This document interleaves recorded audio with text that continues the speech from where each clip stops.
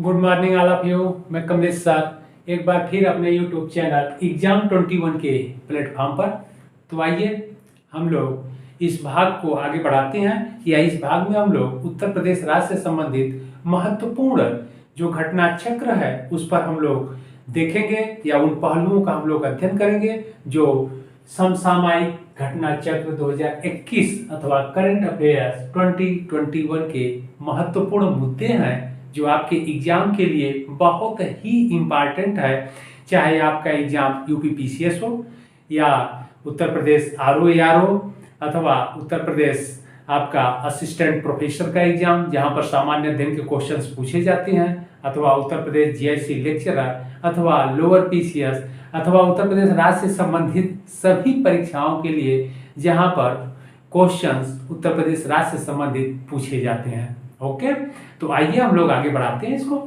तो आज के इस उत्तर प्रदेश समसामयिक घटना चक्र में हम लोग पहला जो मुद्दा देखेंगे या पहला घटनाक्रम देखेंगे वो है गंगा एक्सप्रेसवे। बहुत इंपॉर्टेंट है, ध्यान रखिएगा। गंगा एक्सप्रेसवे का निर्माण बहुत तेजी से किया जा रहा है या उत्तर प्रदेश सरकार द्वारा इसे बहुत जल्द ही इस गंगा एक्सप्रेसवे के निर्माण को पूरा कर लेने पर बल दिया गया है। और यह गंगा एक्सप्रेसवे कहां से कहां तक इसका निर्माण किया जा रहा है, तो यह मेरठ से प्रयागराज, ध्यान रखना है, मेरठ से प्रयागराज तक इस गंगा एक्सप्रेसवे का निर्माण किया जा रहा है। और इसकी कुल लंबाई है, गंगा एक्सप्रेसवे की कुल लंबाई है 594 किलोमीटर यानी 594 किलोमीटर इसकी कुल लंबाई है। ओके, और यह गंगा एक्सप्रेसवे 6 लेन का एक्सप्रेसवे मार्ग है, इस बात को ध्यान रखिएगा। मेरठ से प्रयागराज के बीच इसका निर्माण किया जा रहा है। कुल लंबाई इसकी 594 किलोमीटर है और यह 6 लेन का एक्सप्रेसवे मार्ग है। ओके, और यह उत्तर प्रदेश के कुल 12 जिले से होकर के गुजरेगा या गुजर रहा है। ओके, उत्तर प्रदेश के कुल 12 जिले से होकर गुजर रहा है। और आपके एग्जाम के लिए यह बहुत इंपॉर्टेंट है कि गंगा एक्सप्रेसवे मार्ग उत्तर प्रदेश के कुल 12 जिलों से होकर के गुजर रहा है। यह जिले हैं मेरठ नंबर 1, हापुड़, अमरोहा, मेरठ से प्रारंभ ही हो रहा है। मेरठ, हापुड़, अमरोहा, बुलंदशहर, संभल, बदायूं, शाहजहांपुर, हरदोई, उन्नाव, रायबरेली, प्रतापगढ़, प्रयागराज। ओके, तो इतने जिलों से होकर के यह गंगा एक्सप्रेसवे गुजर रहा है, बहुत इंपॉर्टेंट है। और आगे हम लोग देख लेते हैं। इस गंगा एक्सप्रेसवे के निर्माण होने से समय का काफी बचत होगा, इसलिए कि इस गंगा एक्सप्रेसवे पर जो गाड़ियां दौड़ेंगी वह 120 गाड़ियों की जो स्पीड होगी वह 120 किलोमीटर प्रति घंटे, ध्यान रखना है, 120 किलोमीटर प्रति घंटे से के रफ्तार से इस गंगा एक्सप्रेसवे पर गाड़ियों का आवागमन जारी रहेगा। यानी प्रयागराज से मेरठ तक की दूरी बहुत ही कम समय में यात्री कवर कर लेंगे या पहुंच जाएंगे। ओके, क्योंकि इस मार्ग पर स्पीड 120 किलोमीटर की होगी। तो यह गंगा एक्सप्रेसवे है, आप लोग इसको अच्छे से देख लीजिएगा, अवश्य देख लीजिएगा, आपके एग्जाम के लिए बहुत इंपॉर्टेंट है। सबसे इंपॉर्टेंट यह है कि इस गंगा एक्सप्रेसवे का निर्माण या गंगा एक्सप्रेसवे मार्ग कहां से कहां तक बनाया जा रहा है, तो मेरठ से प्रयागराज तक। और इसकी लंबाई कितने लेन का है, 6 लेन का। और कुल कितने जिलों से यह गुजर रहा है, तो 12 जिलों से, बहुत इंपॉर्टेंट है, इस बात को ध्यान रखिएगा। और इस पर जो गाड़ियों की स्पीड होगी 120 किलोमीटर, इसको आप लोग अच्छे से देख लीजिएगा। आइए अगले घटनाक्रम की ओर बढ़ते हैं हम लोग। अगला घटनाक्रम है सीता झील यानी सीता लय। तो सीता झील कहां पर है, यह इंपॉर्टेंट है आपके एग्जाम के लिए। तो सीता झील अयोध्या में है, ध्यान रखिएगा। अयोध्या, सीता झील अयोध्या में है। और फिर अयोध्या राम की नगरी भी है, तो इसलिए इसका महत्व काफी है। और इस झील की लंबाई 4 किलोमीटर है, ध्यान रखिएगा, 4 किलोमीटर में यह झील फैला हुआ है। और इस झील में सरयू नदी का जल प्रवाहित होगा या किया जाएगा, सरयू नदी का जल प्रवाहित होगा। और इस झील में पक्षियों का भी प्रवास होगा, यानी विदेशी पक्षियां भी यहाँ अपना प्रवास करेंगे। ओके।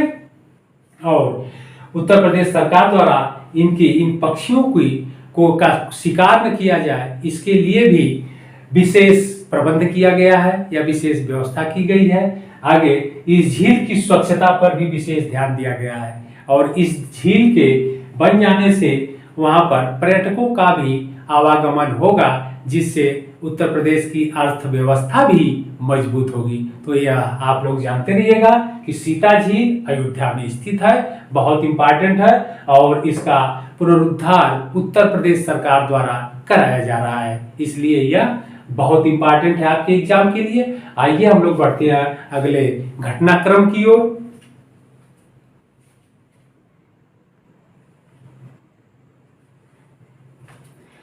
अगला घटनाक्रम है विपासना पार्क, बहुत इंपॉर्टेंट है। यह विपासना पार्क का निर्माण उत्तर प्रदेश सरकार द्वारा कराया जा रहा है। कहां पर? कपिलवस्तु में, ध्यान रखना है। और कपिलवस्तु क्यों इंपॉर्टेंट है, पहले इसको आप लोग जान लीजिए, फिर हम लोग आगे बढ़ते हैं। तो कपिलवस्तु महात्मा गौतम बुद्ध की नगरी है, इस बात को ध्यान रखना है। महात्मा गौतम बुद्ध जिन्होंने बौद्ध धर्म को इस्टेब्लिश किया था या बौद्ध धर्म को स्थापित किया था, उनकी नगरी है और कपिलवस्तु में ही उनका जन्म हुआ था। ओके। कपिलवस्तु के लुम्बिनी ग्राम में उनका जन्म हुआ था और फिर उन्होंने 29 वर्ष की अवस्था में गृह त्याग कर दिया था। 29 वर्ष की अवस्था में गृह त्याग कर दिया था, यानी प्रारंभिक नाम महात्मा गौतम बुद्ध का सिद्धार्थ था और सिद्धार्थ ने 29 वर्ष की अवस्था में गृह त्याग कर दिया था, क्योंकि उनका गृहस्थ आश्रम में मन नहीं लगता था। ओके। और उन्होंने अपने जीवन में विभिन्न घटनाक्रम को एक बार देखे थे और वह घटनाक्रम था कि एक वृद्ध आदमी को देखे, वृद्ध आदमी दुखी था, एक रुग्ण यानी बीमार व्यक्ति को देखे, इसके बाद एक मृत व्यक्ति को देखे यानी डेथ बॉडी को उन्होंने देखा। यह तीनों ही जो दृश्य उन्होंने देखा बड़े ही दुखमय था, इसलिए उनका हृदय परिवर्तित हो गया, बड़ा बेहवल हुआ कि संसार में सब कुछ दुख ही दुख है, यानी संसार के सभी प्राणी दुखी ही हैं। लेकिन लास्ट में उन्होंने जो चौथा दृश्य देखा वह एक भिक्षु का यानी सन्यासी का, और वह बड़े ही प्रसन्न मुद्रा में था। इसलिए उस 4 दृश्य को देखने के बाद महात्मा गौतम बुद्ध ने गृह त्याग करने का निश्चय किया और इन्होंने 29 वर्ष की अवस्था में गृह त्याग कर दिया। और फिर गृह त्याग के पश्चात वह बोध गया पहुंचे, यानी गया पहुंचे और वहीं पर यह विपासना विधि के द्वारा, ध्यान रखिएगा, जो विपासना पार्क इस्टेब्लिश किया जा रहा है या स्थापित किया जा रहा है कपिलवस्तु में, यह विपासना ध्यान की एक विधि है और इसी विपासना विधि के द्वारा महात्मा गौतम बुद्ध ने ज्ञान की प्राप्ति किया था।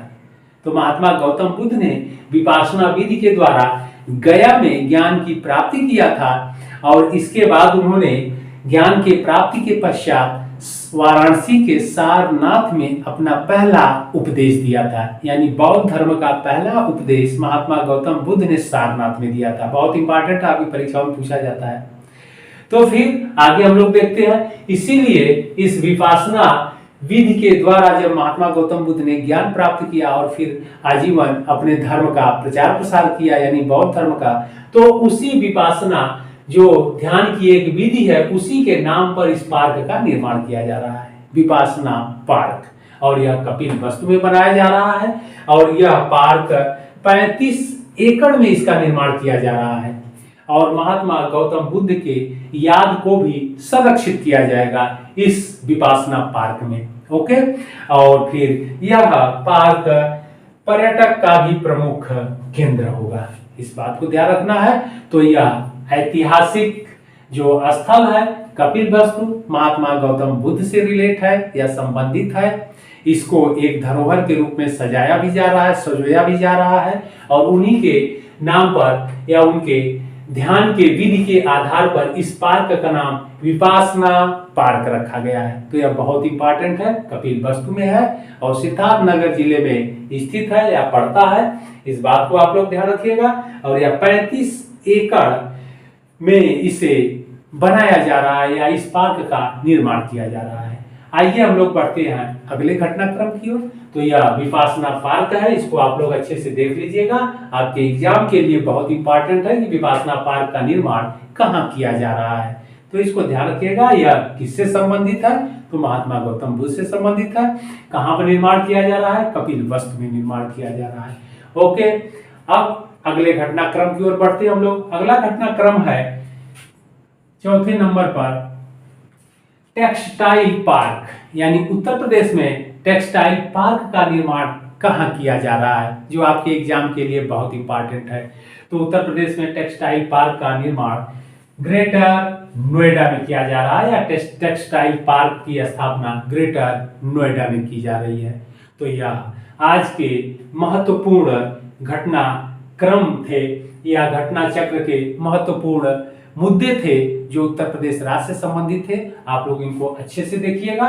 फिर हम लोग मिलते हैं अगले भाग में। तब तक के लिए धन्यवाद।